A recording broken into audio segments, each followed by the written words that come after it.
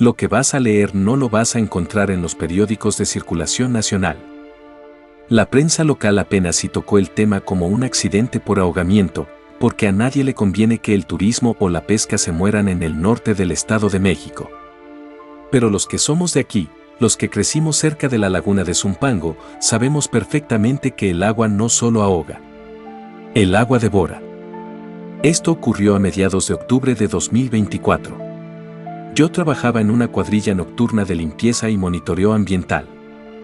La laguna venía arrastrando meses difíciles por el lirio y la sequía, pero tras unas lluvias fuertes, el nivel del agua había subido un poco, dejando un lodo espeso, negro y pestilente en las orillas.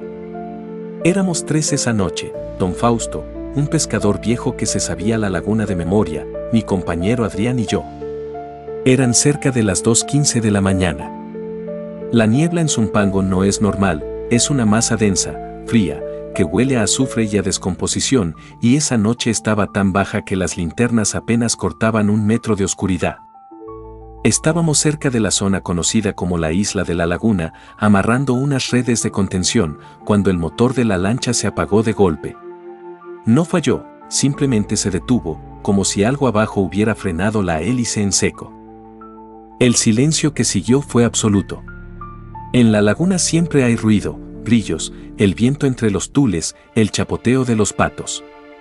Esa noche, nada. Un silencio de tumba. Se atoró con el lirio, dijo Adrián, tratando de mantener la calma mientras jalaba la cuerda del motor. Nada. Entonces, la lancha se balanceó. No fue el movimiento suave de una ola. Fue un empujón seco, hacia arriba, como si algo enorme y pesado hubiera rozado la quilla desde el fondo. Don Fausto, que estaba fumando un cigarro, soltó el tabaco. Se puso de pie, muy despacio, y se asomó al borde de la lancha. Tenía los ojos desorbitados. «Ya dejen el motor», susurró con una voz que no le conocía. Una voz rota por el terror. «Agárrense y no hagan ruido». A unos 5 metros de la lancha, el agua empezó a hervir. No de calor, sino por el desplazamiento de una masa descomunal. Una silueta alargada, negra, más oscura que la propia noche, comenzó a emerger del agua. No tenía escamas brillantes como un pez, sino una piel correosa, rugosa, cubierta de un cieno espeso y parásitos que brillaban bajo la niebla. Era una criatura serpentina, pero con un grosor que fácilmente superaba el de un tronco de un árbol viejo. Lo más espantoso no fue su tamaño, sino el sonido que emitía, un crujido sordo, como si masticara piedras bajo el agua, acompañado de una respiración pesada, un bufido húmedo que nos salpicó la cara con un olor a carne podrida y agua estancada. Adrián, presa del pánico, cometió el peor error de su vida. Encendió la linterna de alta potencia y apuntó directo al agua. El haz de luz iluminó una sección de la criatura. Pudimos ver parte de su lomo arqueado y una especie de aleta dorsal membranosa, rota por los años. Pero al sentir la luz, el ser se sumergió con una violencia tremenda. El oleaje casi voltea la lancha. «Apágala, pendejo, apágala», le grité, pero ya era tarde. Algo golpeó la parte inferior de la embarcación con la fuerza de un mazo de concreto. El impacto nos mandó al suelo. Escuché el crujido de la fibra de vidrio rompiéndose. Adrián salió despedido por el borde. Cayó al agua. El agua de la laguna es turbia, pero la linterna de Adrián se quedó encendida, hundiéndose flotando al revés, iluminando la escena desde abajo. Lo que vimos mi jefe y yo nos va a perseguir hasta el día de nuestra muerte. Adrián chapoteaba, intentando nadar hacia la lancha.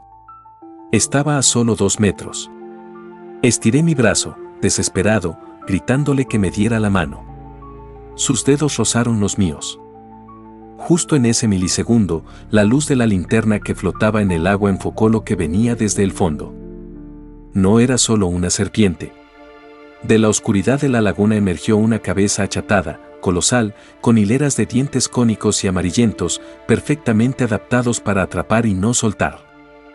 El ojo de la criatura, del tamaño de un plato de cerámica, era de un color amarillo pálido, completamente plano, sin alma. El monstruo no mordió a Adrián. Simplemente abrió las fauces y lo succionó hacia abajo con una velocidad inhumana.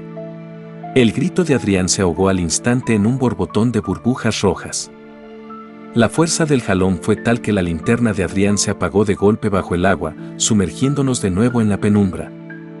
Don Fausto, reaccionando por puro instinto de supervivencia, agarró un remo y, con una fuerza que no parecía de un hombre de su edad, comenzó a empujarnos hacia la orilla lodosa aprovechando la última inercia de la lancha. Yo me quedé en el piso, temblando, vomitando del miedo y del olor fétido que había quedado flotando en el ambiente. Tardamos media hora en llegar a la orilla. No regresamos a la lancha. Corrimos entre los tules hasta la carretera. Al día siguiente, las autoridades encontraron la lancha encallada. Tenía 3 marcas de garras o dientes enormes perforando el casco, pero el reporte oficial dictaminó que la presión del agua y el choque contra rocas ocultas causaron el naufragio. El cuerpo de Adrián apareció 3 días después cerca de las compuertas. La autopsia dijo que murió por asfixia por sumersión. No mencionaron que al cadáver le faltaba toda la mitad inferior del cuerpo, cortado de un solo tajo limpio, como si una guillotina de dientes lo hubiera partido en 2. Don Fausto renunció ese mismo día. Se mudó a otro estado y nunca volvió a hablar del tema. Yo ya no me acerco a la laguna de Zumpango. Ni de día, ni mucho menos de noche. Porque sé que cuando la laguna se queda en silencio y la niebla baja, esa cosa sube a la superficie a respirar y a buscar lo que sea que caiga en sus dominios.